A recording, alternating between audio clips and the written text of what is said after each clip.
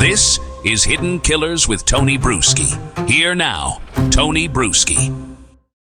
Speaking of unhealthy behavior and I guess grooming to a certain extent, let's talk about James Burke. He was the guy who was there as part of the original investigation. He was in the police back then, the chief, when all this was going on actively, at least when it seems a lot of the murders took place. And it seems many of them did not get the attention and the manpower that they needed to be further investigated. Obviously, Burke has his own sets of issues that he was charged and arrested for and convicted on.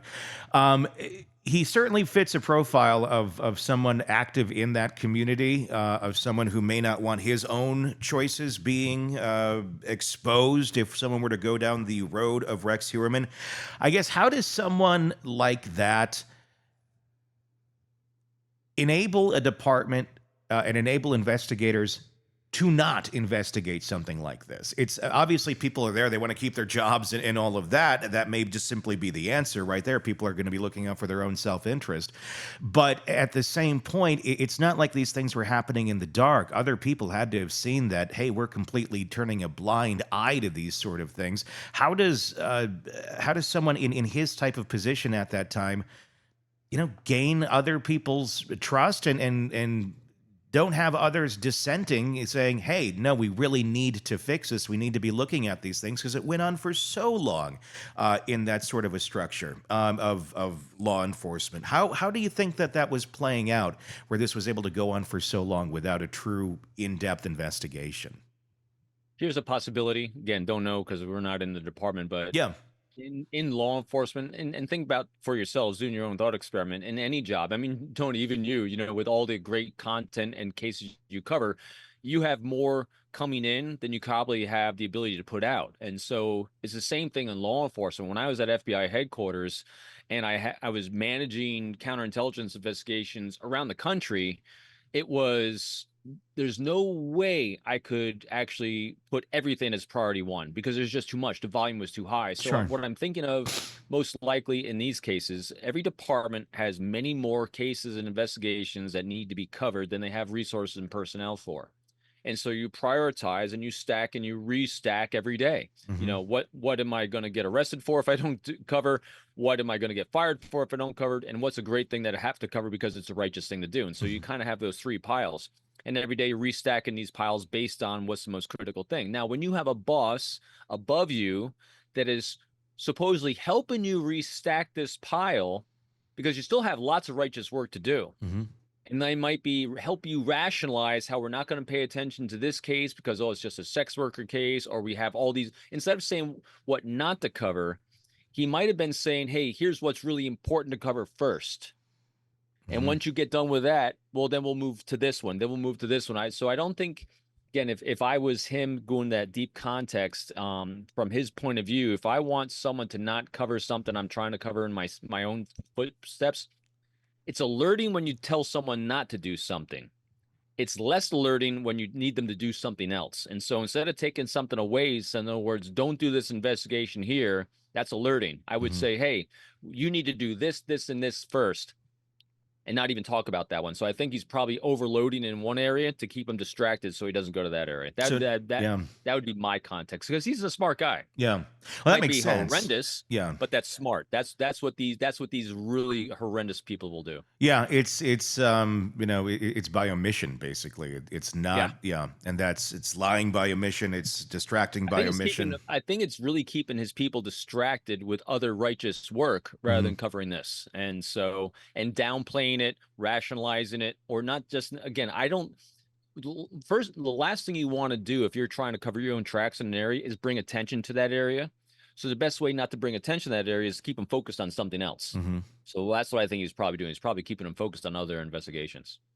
And yeah, I mean, I guess for his own best interest of what he was involved in, that makes sense. But so many departments, I mean, just it's a social construct. It's how we view this in our society. I'm not saying it's right, but it is how people view this sort of work as, well, they almost view people in this area as less than, as, sometimes not even treating them like human beings, more care sometimes for animals than they do for people who are in these horrific situations. And at the end of the day, victims of rape, of sex trafficking, of all these horrible things, these people are victims, and they are trying to survive at the end of the day, and they need help. They don't need to be run over a time or two again by some self-righteous warrior who wants to say, you're right, you're wrong, and I deem you morally reprehensible or whatever, which is what we normally get.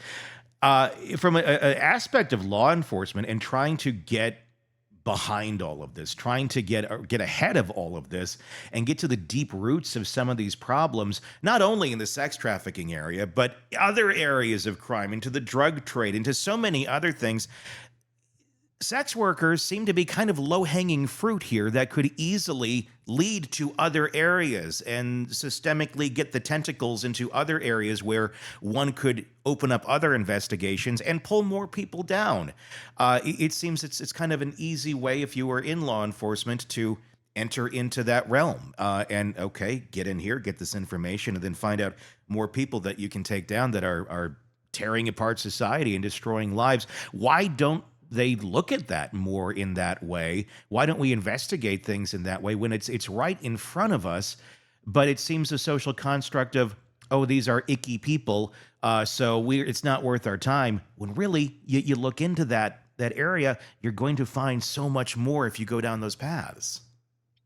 So, from the law enforcement professionals I know, Yeah. they are so pro trying to do exactly what you said you need to do, and you're right in a sense that it's low hanging fruit, that we know these horrendous things are going on surrounding this industry. So you think that the prosecutions would be easier to do. But the most challenging hurdle, because I've worked with departments that have tried to crack the nut on this, and they are such good caring. I mean, law enforcement professionals, by and large, we tend to see the negative ones covering some of these cases because they're the root of some of these cases. But the vast majority of law enforcement professionals are so caring and just compassionate towards everyone, including the sex trade, because they know how, just like my number showed you, Yeah. they know where it comes from. So there's a huge amount of compassion. The greatest challenge, Tony, is in every investigation, the most critical thing you need for success is confidential human sources. Confidential human sources tell you where to focus your subpoenas. They tell you where to focus your technical expertise. They tell you everything you need to know for a case. And this is the most challenging industry to develop confidential human sources in, because of fear. The women involved have such a fear. They have fear of the people that are controlling them, of their pimps or their handlers, or whatever they're calling them on their side, and they have fear of law enforcement, that of not trusting them, not to arrest them as well and take Yeah. them down or turn them in. And so a couple of cases and operations I consulted a number of years ago was actually out in California, and they actually asked me, one of the departments, I think it was LAPD I was working with, they were trying to do just this. They're trying to get better confidential human sources, and it's possible, but you don't develop trust like this.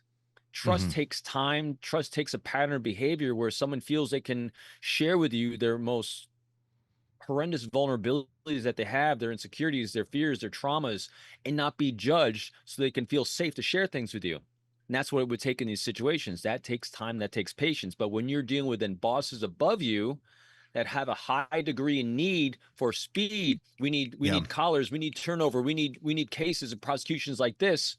It doesn't give the investigator the time he needs to develop that kind of trust, to get the kind of sources they need in the sex worker industry. And so I think that is it's one of the greatest challenges. I mean, does that come down to lack of manpower? We don't have enough investigators that can focus on more longer term things, where it's going to take longer to build those relationships because there's only so many people for so many crimes. And at the end of the day, the public wants accountability. They want to see the results now, even though it does take time to get them, and there's just not enough resources to focus on this the way that it would produce better results. There's a few things. So there's always a manpower and resources issue, but it also requires a very soft touch requires really seasoned investigators that have time on the street. They have time doing human interactions. Someone who's a fantastic interviewer, knows how to develop compassionate, empathetic rapport without judging. Understanding that these are the individuals you're going to be communicating with. Then it also requires a vast amount of patience from the prosecution side, from the investigation side, from executive management to say, hey, this is going to be a program. It's going to be a long-standing program. We're going to need time to develop the competent human sources we need to actually make a dent in this. And so it's to me, it'd be a three-pronged approach from that point of view. I mean, should there be more focus on ways to create essentially like a safe space, if you will, for women who have been trafficked or women who are in this trade, that they can come forward and not have to fear that they're going to be arrested, that they don't have to fear that, okay, they're going to tell their story and it's like, okay, well, go back out there, good luck, and your pimp can find you and all these people can go after you once you've basically snitched on whoever you are snitching on. More of a safe system where, okay, almost like witness protection to a certain degree of, okay, come in. We are going to protect you going forward. We can get you out of here. We can get you far away from these people where you don't have to worry about your safety. We will relocate you and create a system of that where there can be more sense of safety and coming forward with information that can take the bad guys down, rather than this being this, I'm afraid to talk to you because I'm going to go have to live my life here still. And I don't want to go to jail. Not to say to give it a free pass that, nobody can get arrested in this if you're participating, but something where the information they can provide far outweighs any reason to arrest any of these women for what they're doing to try and survive or are being forced into. I'm going to have a lot of conjecture on this one as well. Yeah. I don't have any names or numbers off the top of my head, but there are a large number of departments doing exactly what you just said. And because Okay. I know we're going to get some people reaching out to us saying, well, we do it. Good. Yeah. And so, and I know they are, because I wouldn't even be able to think about it unless I've heard these cases that they are doing it. It's being able to share those best practices amongst other departments. And they do that at conferences and such on this type of thing. And I know we keep saying that women are being arrested for dealing with the sex trade, but believe it or not, so here I am again, I'm putting my investigator hat on.